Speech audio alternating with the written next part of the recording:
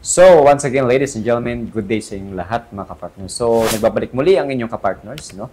At ganun pa rin yung ating background. Dahil ito, part 2, no? So, by the way, mga partners, no, ang ating topic at pag-uusapan ngayong araw na ito ay patungkol, okay, sa mga nakakaligtaan, isa sa mga nakakaligtaan ng mga aspirant applicant natin. At sabi ko nga, ito yung dapat importanteng pagtutuunan ng pansin ng ating mga aspirant applicant para makadagdag ng kanilang performance, makadagdag ito sa kanilang mga performance, mga partners. Okay? So, bago ang lahat, bago na naman mapasarap yung ating kwentuhan, ay ipapasok ko muna yung ating intro. Let's go!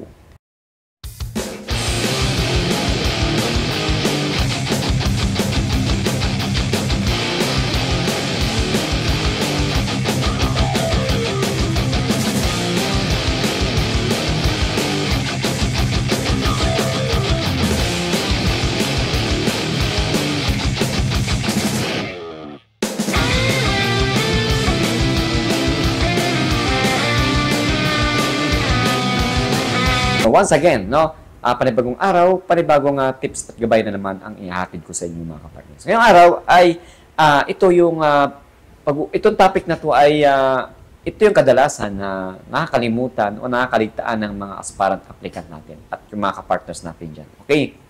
Itong bagay na ito ay ito yung short history ng iyong background ng iyong credential. Yan. Okay, so may mga nagtatanong sa akin regarding sa mga special skills.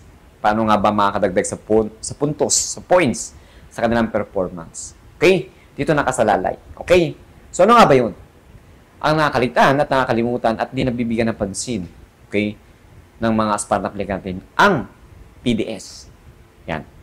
Nasa screen naman natin, mga kapatid. Ang PDS, isa sa pinakamahalaga yan. Yan yung, in the private noon ay ang biodata natin. Kung sa private, ito yung resume natin, mga kapartners. Dito sa bureau, any kind of branch of government, ang ginagamit na po natin ay PDS. Okay? Personal data sheet. Yan na po ang ginagamit natin, mga kapartners. Okay? At isa sa mga napansin ko rito, mga kapartners, no, may mga nagtatanong sa akin o nagko-comment sa akin na mga video ay regarding dito sa mga special skills. Okay? Ito yung hindi na kakaligtaan, o nakakaligtaan ng ating mga aspirant applicant, no? O hindi nila napapokusan ito pagdating sa special skills. Okay? So, based sa akin experience, mga kapartners, okay? Para syempre magkaroon kayo ng idea sa mga newly nating aplikante next year, no? Makapanood nito. Bigyan ninyo ng pansin ang mga special skills na ilalagay ninyo sa inyong PDS. Yung special skills, makikita natin sa second page. Okay? Or sa back-to-back sa likod ng PDS natin. Okay? So, ang tanong, sir, bakit ba kailangan ng special skills? Kung maganda naman ang aking credentials, ang aking eligibility, ako ay isang engineer, mataas ang aking grade. Okay? So, mga partners, sabihin na natin, no? Lahat naman po tayong magagaling. Lahat naman po tayong mga matataas ang nakuha sa ating mga eligibility. Mapa civil service man yan, mapa PRC man yan, mapa penology exam man yan. Okay? Lahat po tayo ay professional. Based sa aking experience, based at napagtanto ko, no, na lahat po tayo ay magagaling. Lahat po tayo may kanya-kanyang mga skills. Sabi ko nga sa inyo, pag may skills ka, dyan na dyan kayo magkakatalo. Okay? At ang sinasabi ko, PDS, dyan nakalagay ang inyong credentials, ang inyong background. Okay? Lalong-lalo na doon sa mga criminologists natin, mga partners, no? Itong tips na ito, bigyan nyo ng pansin ang inyong PDS kapag kayo ay isang aplikante. Okay, dadako tayo sa special skills. Okay. Bakit ko nga ba pinangalandakan lagi na maglalagay kayo ng magandang special skills o skills na anong meron kayo? Okay? Dito kasi yung mga partners, no? Dito mo ibibida ang iyong sarili. Okay? Kumbaga, sa resume, nilagay mo kung ano meron ka. Dito naman sa PDS ay ganun din, mga partners. Okay? Ilagay ninyo, no? Kasi lahat tayo, sabi ko nga kanina, naniniwala ako na lahat po tayo, mga partners, ay magagaling. Okay? Lalo na sa criminal, alam mo namang criminologist. Pag sinabing criminologist, noon, okay, pag ang course mo ay criminologist, okay, ang point of view ng papasukin na niya ng bureau ay pag-uniformado. Okay, pagpasok sa uniform service. Okay? Sabi nga nila, mas lamang ang other courses sa pagpasok sa uniform service. Bakit? Kasi, for example, tatanungin ka kasi, bilang isang criminologist, ano bang natapos mo? Pag sinabi criminologist, no? Tatanungin ka, anong maitutulong mo sa bureau? Okay? Tatandaan nyo lagi ang tanong na yan. Sa lahat ng aspirant applicant. Bakit kayo tinatanong kung ano ang maitutulong ninyo? Ano ang maibibigay ninyo? Okay? Upang mapaganda ang bureau. Hindi nyo nakukuha yung mga partners. Hindi, hindi nyo napagtanto kung bakit nga ba. Always ba tinatanong yan, bakit nga ba? Okay? So, dyan lalabas ang sinasabi ko sa inyo, special skills. Yung kakaibang skills. Ano nga ba yun? Lagi ko sinasabi, ano nga ba yung special skills na hinahanap, sir, na dapat meron ako? Okay. For example, no? Ano nga ba papasukin ninyo in the service? Ano nga bang skills ang may babahagi ninyo sa bureau? O ano nga bang skills ang ma-contribute ninyo? Okay? Sa bureau. Kaya yung mga criminologists, no? Nalalamangan ng other courses dahil, for example, ang course niya is, o ang kanyang profession is engineer. Anong klaseng engineer yun? Diba? Yun ang kanyang skills. Malaking bagay yung pagdating sa bureau. Sa criminologist kasi, kaya ako sinasabi ito, kaya ako pinangalandakan ito, mga kapartners, sa mga criminologist na dagdagan ninyo, lagyan ninyo ng mga special skills. Kasi sabi nga, common na ang criminologist sa pagpasok sa uniform service. Okay? So, as a criminologist, mga kapartners, no? Ang nasa isip, nasa utak natin, ay mag-enforce tayo ng batas. Enforce the law. Yan. Yan nga criminologist, no, noong unang panahon ay pagpasok mo sa kursong criminologist, ang papasukin mo noon ay pagpupulis. Okay? Ngayon, napunta ka sa BJMP. Tatanungin ka, ano ang may babahagi, ano ang may tutulong mo sa bureau ito? Okay, pag nilagay mo doon, no, so special skills, ay hindi mo binigyan ng importansya, kaligtaan mo, hindi mo seryoso. No? At, on that day, ng iyong interview, doon mo sinabi, no? Ba't niya nakalagay doon sa PDS? Okay? Tandaan ninyo sa final deliberation, final interview, kadalasan nagbe-base sila sa inyong PDS. Sabi ko nga kanina, yan ang short history ng inyong credentials, ng inyong pagkatao. Okay? So, ang mga special skills na babanggitin ko dito, based sa akin experience, okay, ay effective. Effective ito para sa akin na mga partners. Okay? Kung hindi ko nabanggit ang other skills dito, okay, nasa inyo na lang yan. Kasi nasa palad pa rin ninyo kung paano ninyo, okay, maisalba, maitawid ang inyong journey as an applicant. Dito ay sinishare ko ang aking experience. Para siyempre makapulot kayo ng idea, makapag-prepare kayo, no? Para may pasa ang panel interview. Okay? Final interview. Ayan. Okay?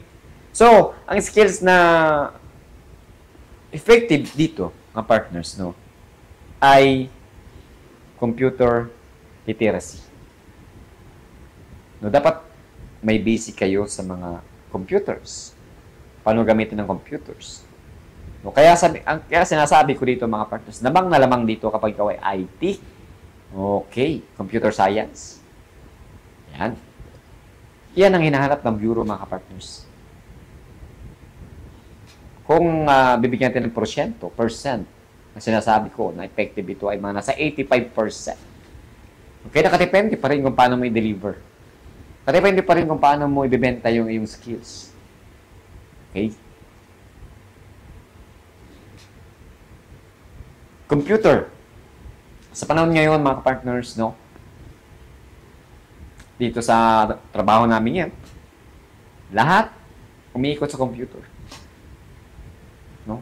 Lahat marunong kong gumamit ng Excel. Kahit basic lang yan. Okay? Paano ka marunong kong gumamit ng Microsoft Word? Siyempre, lahat naman yun. Microsoft Word, Excel, PowerPoint, presentation. Lahat may basic knowledge tayo pagdating sa mga ganyan. Lalo na pag nakapasok ka ng serbisyo, lalong mahasa. Okay? Napag-aaralan naman yun. Pero bilang isang aplikante, isa sa mga mabibisang skills yan. Okay? And then, admin works. Pag sinabing admin works, lahat magaling, may idea kayo, may basic kayo, pagdating sa paggawa ng mga memo. No? Saludo ako sa mga English major natin dyan, mga education. Magaling yan mag-deliver ng, hindi yung deliver ng order, mga partners. Mag-deliver pagdating sa pag-create ng sentences. Yan. Saludo ako dyan sa mga education. Ako, by the way, mga partners, ako ay criminologist dito. No? Nahasa lang, kaunti, natututo. Sabi ko, lahat ng trabaho ay napag-aaralan, natututunan, mga partners. Okay, ngayong panahon na ito, mga partners, ay napakadali na lang ng pag-aralan yan. Napakadali na lang. Napakadali na lang pagdating sa technology. Okay? Nandyan yung AI, ni Messenger, ni Meta. Okay, mga GPT, how to create, no? Paano mag-create ng sentences. Okay, paano gumawa ng memo. Ayan. Madali na lang sa panahon ngayon. Kaya swerte ng mga span applicant natin. At itong sinasabi ko mga partners, isa ito sa mga effective na mga skills na dapat meron din. Step aside ko na rito yung mga engineers, yung mga nurses natin. Dahil ang kanilang mga courses, ang kanilang mga profession ay mabenta talaga yan. Yes po. Hinahanap ng bureau yan. Yung mga medical practitioner, yung mga engineers natin, yung mga ITs natin, yung mga computer science natin na profession, may mga dagdag points siya. Ano yung mga dagdag points? Pag sabi kasing computer science, IT, related sa computer sa technology, ang inyong mga courses, no? Dagdag points na sa inyo.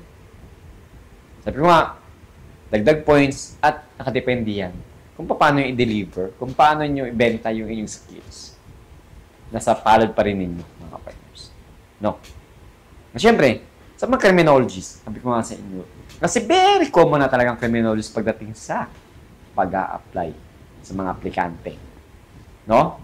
So, sa 100%, ang criminologist is mga 75%. No, ganun karami ang criminologist. Kasi nga, line natin mga criminologists ang pagpasok sa uniform service.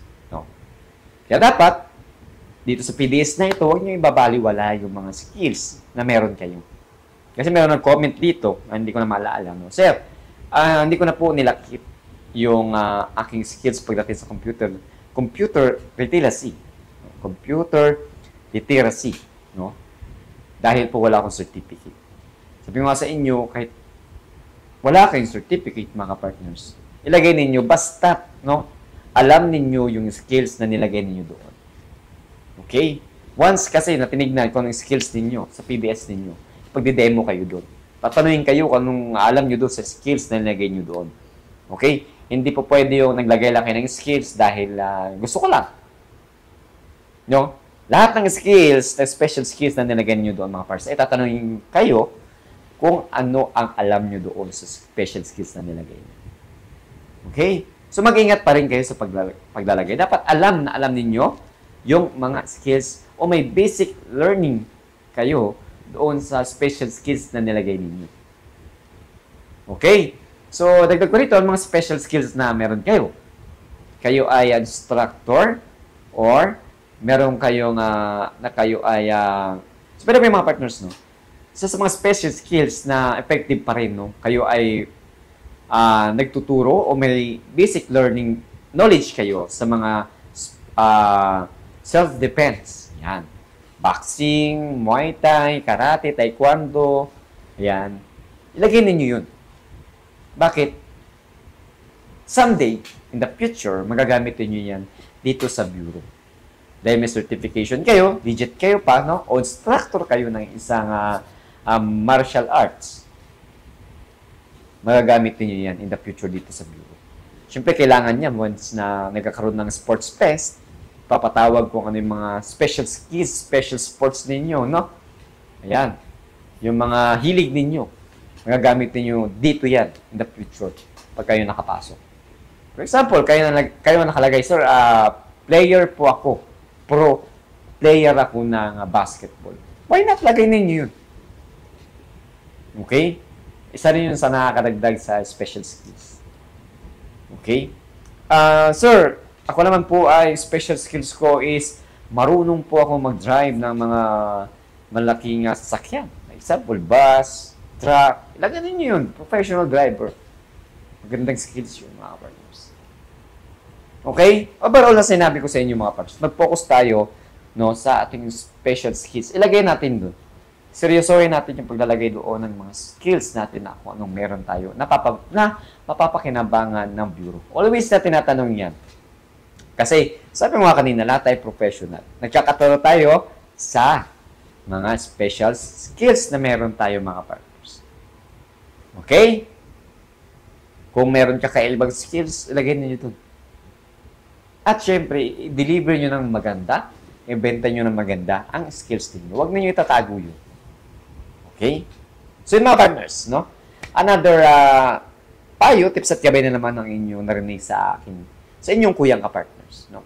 Naway namnamin ninyo, sa puso ninyo lahat ang sinasabi ko rito, dahil para sa inyo rin po yun. Okay?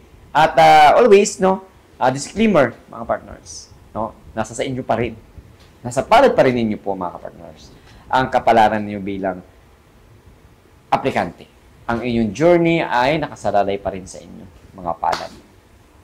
Kung paano ninyo may tawid, may pasa ang proseso dito sa pag-apply sa BGM. Okay? So, always kung sinasabi hanggang dito na lang po tayo, mga partners, no? Always confident bilang isang aplikante, no? Magtiwala sa kakayahan kung anong meron ka. Okay? At syempre, magtiwala sa itas. Always pray.